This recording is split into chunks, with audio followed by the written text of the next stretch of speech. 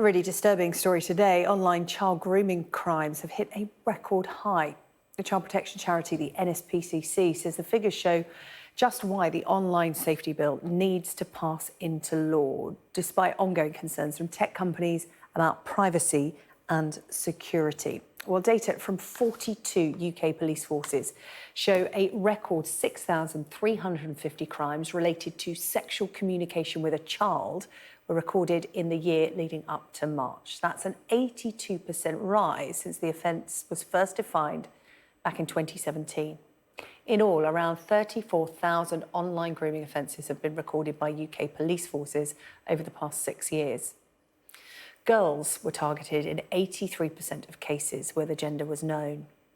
Nearly 3/4 of crimes involved Snapchat and Meta sites. Meta, of course, the company that owns Facebook and Instagram. Well, joining me now, Andy Burrows from the Molly Rose Foundation, which is, of course, the charitable foundation set up in the memory of Molly Russell, who took her own life at the age of 14 after engaging in social media content that related to depression, self-harm or suicide. Andy, thank you so much for coming on to us this afternoon. Those statistics are jaw-dropping and, you know, you could think the problem's getting worse, or it's the fact that it's now defined and it's easier to report because people know what it is, they know what to do about it. Either way, it's bleak out there for kids online. Hi, Sarah Jane. That's absolutely right. I mean, these figures today really underscore the picture that we've seen for many years, which is that the scale and complexity of the problem of online harms on the big social media sites that all of our children and young people use is just continuing to get worse. And I think there's two really important things to remember when we reflect on these really disturbing figures.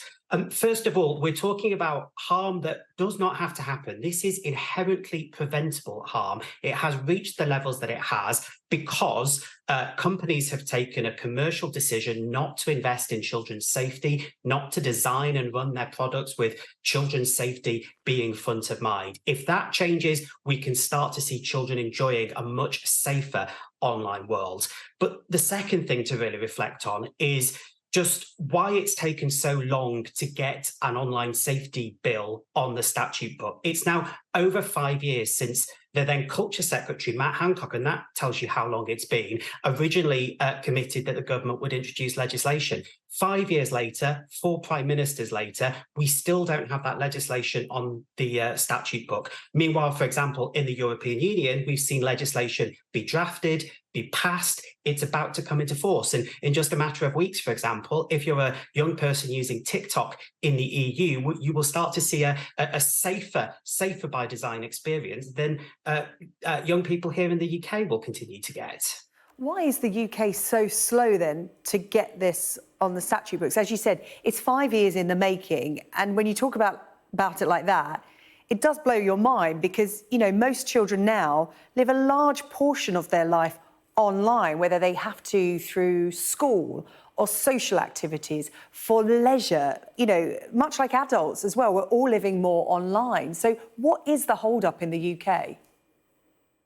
Well, it has been a torturous process to get to the point where we finally hope that this bill will get on the statute book in the autumn. I think really probably the government has looked at this legislation as, and it is a very complex piece of legislation, the need to balance safety with privacy, with free expression. But I suspect ultimately the government has just not really looked enough at the core exam question, at what all of us as parents and people up and down the country want this legislation to do, which is to ensure that we don't see further cases like Molly's story, like the many children who are represented in the figures today, of inherently preventable harm. And, you know, whilst we've seen this bill be dragged into arguments, for example, about free expression, you might remember the Trade Secretary, Kemi Badenoch, at one stage described the online safety bill as legislating for hurt feelings. The reality is the lived experience of children and families right across the UK is continuing to face unchecked harm, inherently preventable harm, and that having a blight on children and families right across the country. The tech company site privacy and safety as some of the reservations they have for the online safety bill, although a lot of them will say, you know, this is a good thing. We will, of course, cooperate and work within the legislation. But again, they won't move ahead of legislation or do more than the legislation requires. It's part of the problem here enforcing an online safety bill. The internet is so vast. There are so many different social media companies. Gaming as well, of course, children can be contacted by adults through gaming. There is so much. Enforcing it almost feels like an impossible task. Is that part of the resistance?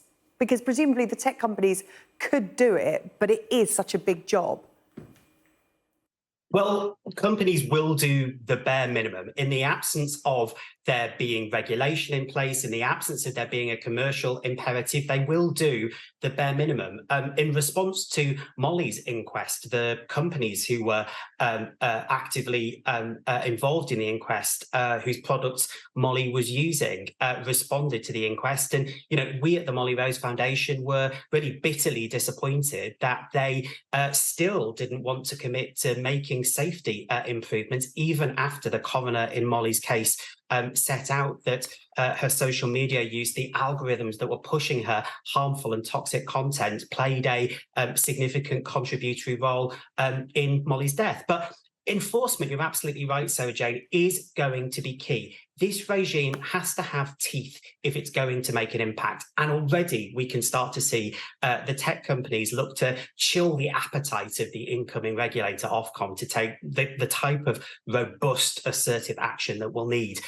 Just last week, I know you at Sky were reporting on a study that suggested, for example, that Facebook had no adverse impact on the well-being of its users. Now, the reason that study came about was because Meta, Facebook's parent company, had chosen to give preferential access to its data sets to favourable researchers in order to try and skew the evidence base on which then the regulator will take its decisions. And it's this type of David and Goliath battle which is partly responsible for why it's taken so long to get this really vital legislation on the statute book, but it's also the dynamics that all of us in civil society looking to hold companies to account and to hold the regulators' feet to the fire are going to continue to have to face once this regime actually is up and running. OK, Andy, really good to talk to you there. Andy Burrows from the Molly Rose Foundation. As you said, the online safety bill coming back again in the autumn. I'm sure we will talk again then. Thank you for your time this afternoon. Thank you.